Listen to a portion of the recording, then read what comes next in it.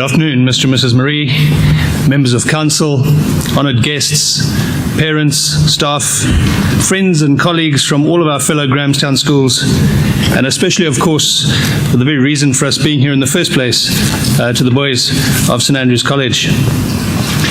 On the 24th of February 1955, a young boy was born to an unwed mother. She immediately offered him up for adoption. And so late one night, his mother called an adoption lawyer and said, "We have this unexpected baby boy. Do you want him?" It was the mother's request that her son should be adopted by university graduates. And so when she found out that his proposed future parents had never graduated, she refused to sign his adoption papers. She only relented a few months later when they promised that they would send the child to university when he came of age. He did go on to university, but had to drop out because it was too expensive. Recalling his time there, he said, "I didn't have a dorm room, and so I slept on the floor in friends' rooms. I collected and returned Coke bottles for the deposits, which I used to buy food. And I would walk the 7 miles across town every Sunday night to get one good meal at the Hare Krishna temple." At age 20, that boy, now a young man, Steve Jobs, and his friend Steve Wozniak started a company in a garage on the 1st of April 1976. Later that year, the duo debuted the Apple I at the Homebrew Computer Club in Palo Alto, California. A local shop offered to buy 50 of the machines, and to finance their production, the duo had to sell their most valuable possessions. For Jobs, it was his Volkswagen van. For Wozniak, it was his Hewlett-Packard scientific calculator. They named their company Apple, in memory, it's said, of a happy summer that Jobs had spent as an orchard worker in Oregon. From the most humble of beginnings can come truly great things. Certainly needs vision, definitely tenacity, and most importantly, lots of hard work. Ultimately, though, opportunity is not some undiscovered jewel waiting for us to find it. It is something that we create ourselves. Now, long before Steve Jobs, but not entirely dissimilarly, as he paced the decks of the Kossipo en route to South Africa, Bishop John Armstrong was driven by great vision to produce a college that was not just a mere school. From the most humble beginnings, without any money to speak of, with no buildings, and with nothing at all besides his vision that by sowing the small seed that shall by God's blessing be a mighty tree, Bishop Armstrong set about establishing his college, our St Andrews. Through cycles of success and failure, through times of plenty and times when it seemed impossible that St Andrew's College could be sustained, this institution has endured weather fair and storms foul, incrementally building itself into the proud institution that we know today. And as stewards of that great gift, days like this provide us with a useful moment to pause and reflect on where we've come and what we've achieved in the year. There can be no doubt that 2016 has been a challenging year for our country and indeed for the world. From the intellectually vacuous US election discourse to the brutal inhumanity and cynical warmongering in Syria, to post-empire identity crisis Brexit Britain, to a new era of ideologically inspired international terror, and to our own homegrown failures of political leadership and our grappling with concepts and conflicts that have been hiding amongst us in plain sight. There can be no doubt that the world is not quite the predictable old place that we all thought we knew. Far from being dismayed, though, it's more important now than ever that schools remain places of hope and positivity. It's more important than ever that schools are places that develop 21st century skills: critical, creative thinking, communication, collaboration, technical and information literacy, innovation, and design. In a world of creeping mediocrity and lots of uncertainty, it's more important than ever that our academic programs are anchored in absolute unambiguous excellence, that we build the skills and the type of thinking that can take a good idea to a garage startup to one of the biggest companies in the world, the sort of tenacity and grit that will endure a multitude of setbacks, that never say die, nec aspera terrent attitude. For schools are places of formation where the future is built, where we do not have the option, actually, of letting difficulties dismay us. For this is our generation, it's our time, it's what we have. Now, in spite of the challenging external context, St Andrews College has enjoyed a truly excellent 2016. It's been the sort of year that comes about when shared vision, commitment, and unity of purpose come together to create something really special. And by way of just one example, 5 years ago, a young Sazi Sandi joined college as a plucky little new boy, all fresh and optimistic, ready to take on the challenges of high school. Sazi joined college from the prep, where in his prep report from the prep to college, he was described as a lovely child with loads of potential. Earlier reports note that he sings sweetly and tunefully, and that Sazi works confidently but takes a long time to complete activities. This is because he's been chatting to his friends and not getting on with his work. He will then say that he was too tired to carry on working. And now, look at him. Sazi and his class of 2016 are almost at the end of their time here, ready to take all that has been learnt and begin a new chapter. He's just but one example that illustrates the strange juxtaposition of the individual and the institution that characterizes a school.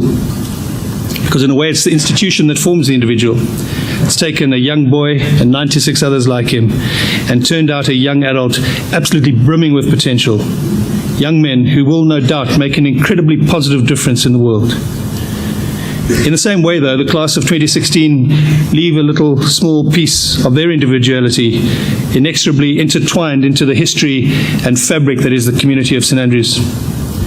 Like all of us here, they brought with them their unique set of talents and gifts, and they leave the institution definitely stronger for having had them.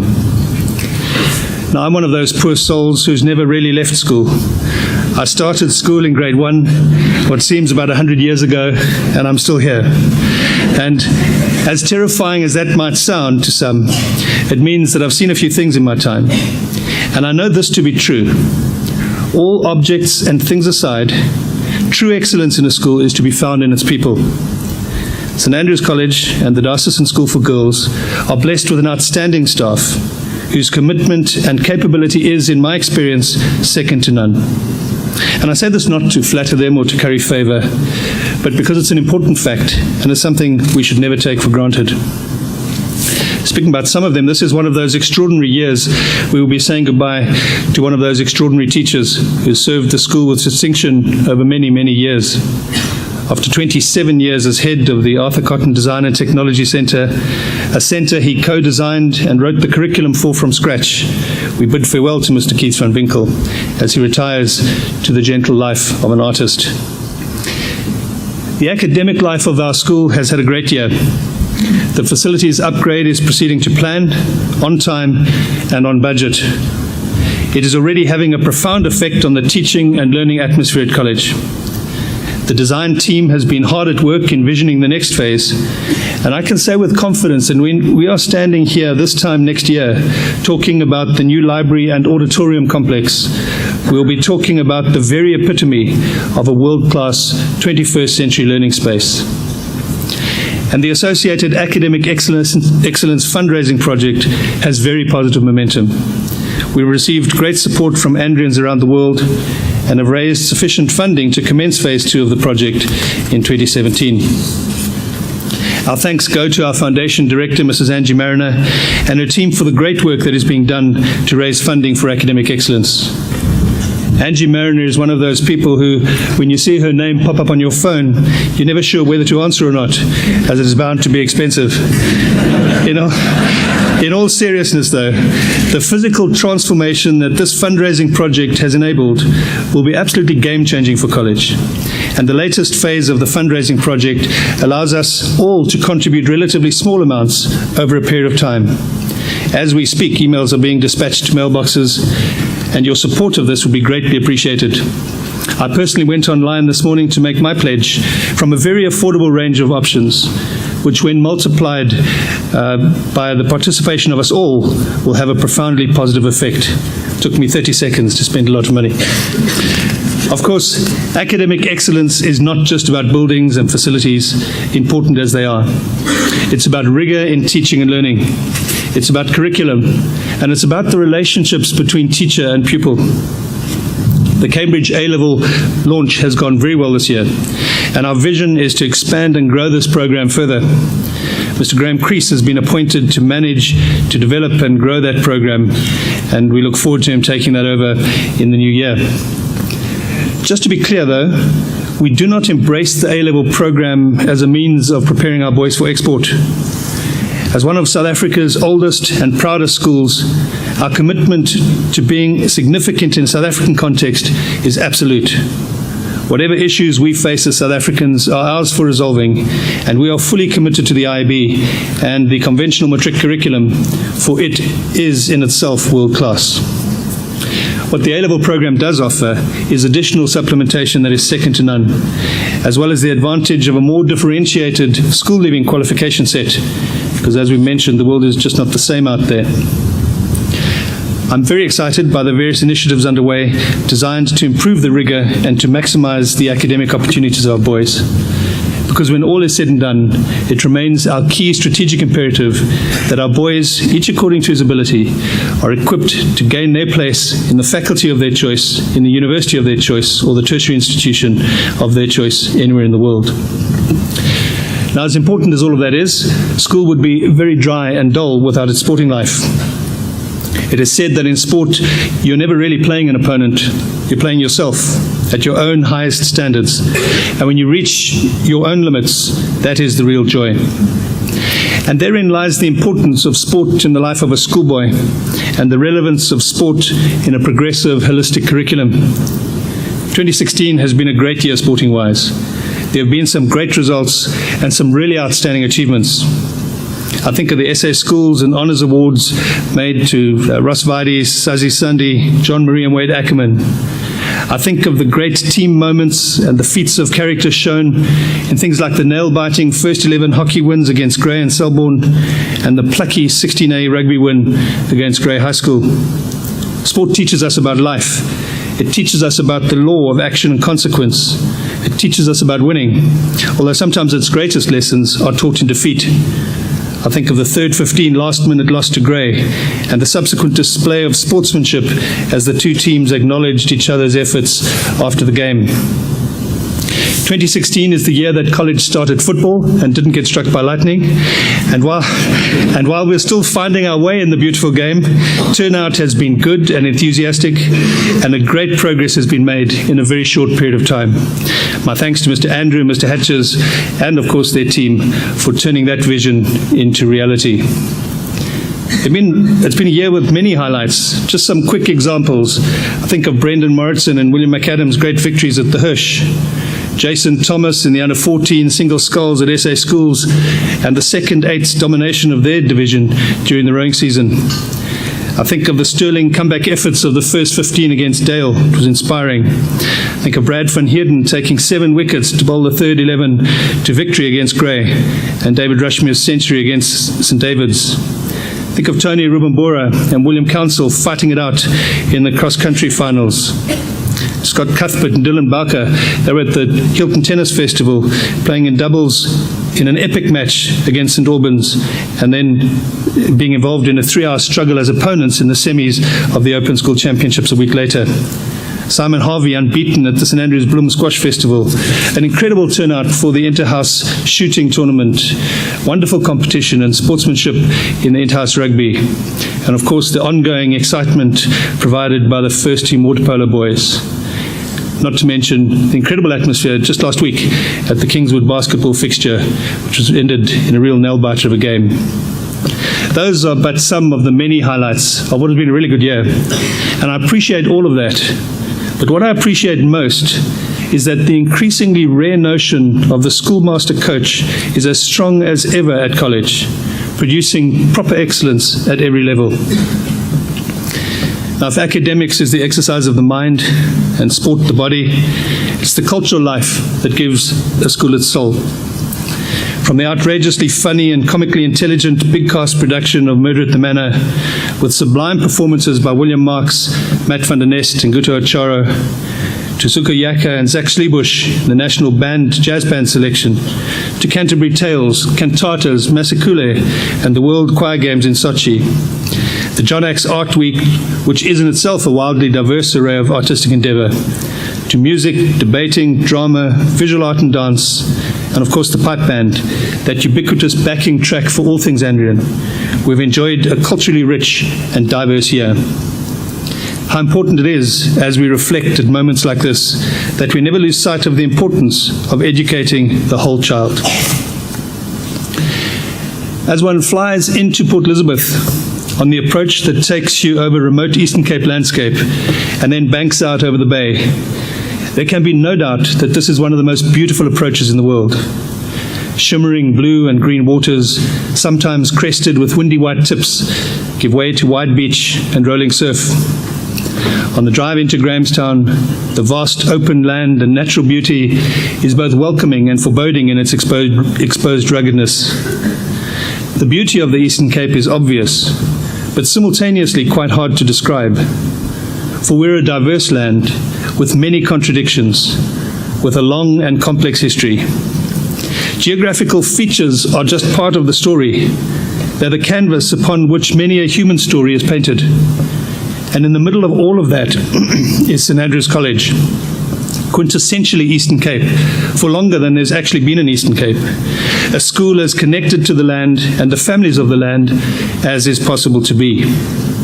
Now, it sounds all very dramatic, I know, but in short, St Andrew's is a school that has always been part of this community. And I'm really proud that we've been able to consciously and intentionally serve an increasing cross-section of the Eastern Cape and national demographic as we pay attention to fulfilling our role as a distinctly South African school. Through our community engagement projects, our intern program, our membership of the Round Square, President's Award, and our partnerships with the Good Shepherd, St Matthew's Mission, and the Jazana Foundation, we seek to be a significant and relevant member of our Eastern Cape community. Our roots in the Eastern Cape farming community run especially deep. And as our profile grows and educational inflation creeps like a snapping jackal at a newborn calf, the affordability of college for one of our most important constituencies, the Eastern Cape farming community, has been steadily eroded, as it has for many others, and I'll pick up on that a bit later. We recognise the importance of this community, and I'm very pleased that through the efforts of Mr. Dale Ramsden and his team, we've been able to put together a fundraising project to provide support for our Eastern Cape farming community by the farming community. While only in its very infancy now, the Wiener project will, over time, become an invaluable resource, and I thank all involved for their absolutely visionary commitment. Of course, education inflation affects all of us, and we're very much aware of the sacrifices made by parents in choosing a college education for their boy. And we're committed to ensuring our future sustainability through fee increases that are the minimum possible to sustain true excellence. We've started that process of introspection in this year's budget, and we'll carry that thinking forward into the future. During the course of this year, Mr. Redfern and a group of 20 staff members have been part of an interesting collaboration with the Rhodes Business School. Their task has been to create a leadership program for college that will, at its end point, incorporate the development of principled, effective leadership skills throughout the curriculum.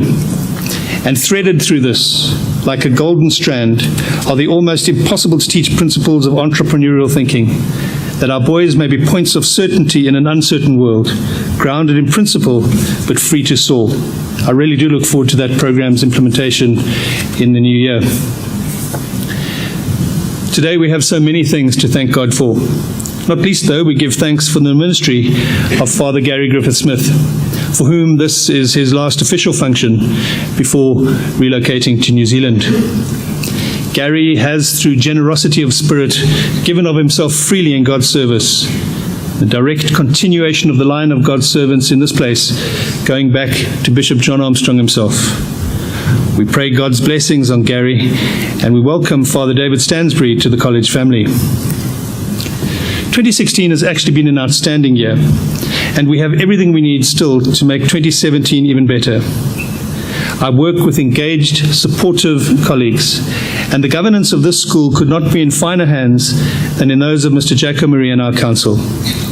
I value the excellent relationship that we have with DSG and the St Andrews Prep School, and the support and goodwill that I receive from Mr. Mark Paul, Mr. Shelley Frayne, and Ms. Tracy Laubscher.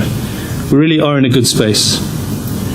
And finally, and possibly most importantly, to the boys of St Andrews College, the energetic spirit of this school that bring all of the things of which I've spoken to life and give our traditions meaning, I thank you for what has been a wonderful year. I started with Steve Jobs, and so I'll finish with him.